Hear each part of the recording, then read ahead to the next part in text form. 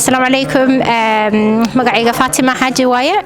waxaan joogaa Dream Chasers Youth Club maantay. alxamdulilah maanta waxaan ku caawinaynaa dadka masaakiinta cuntada in loo qaybiyo. hadda youthkeena jooga ilmaheena yaryar maasha Allah, gabdhaheena iyo wiilasheena yaryar oo dhalinyarada nala joogto maanta nala qaybinaysa. alxamdulilah dadkii nagu caawiyay oo alaabtaan noo sameeyna alxamdulilah khayr Allah siiyo in dadkii dhan ay isku imaadaan maanta ayaga u sababa. alxamdulilah qofkii caawin kara dadka kale oo masaakiintaana waa alxamdulilah, dadkaan caawin karana si kale u caawin in their own way. marka alxamdulilah aad ugu faraxsanahay inaan maanta ka qayb galo Dream Chasers Youth Club oo Aisha ay ka tahay manager. alxamdulilah, thank you.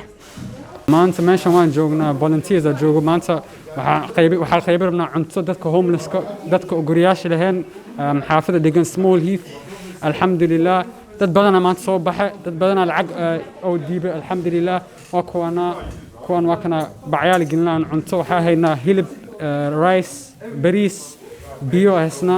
dhinacaan waa u jeedaan waxaa haysnaa koofiyaal, scarves iyo mask in dadka is ilaaliyaan COVID-19-ka. alxamdulilah waa aad u mahadsantihiin dadka cuntada maanta in imaadeen naga caawiyo, dadka lacagta diiba maanta zaid u mahadsantihiin. jazakallahu khayr.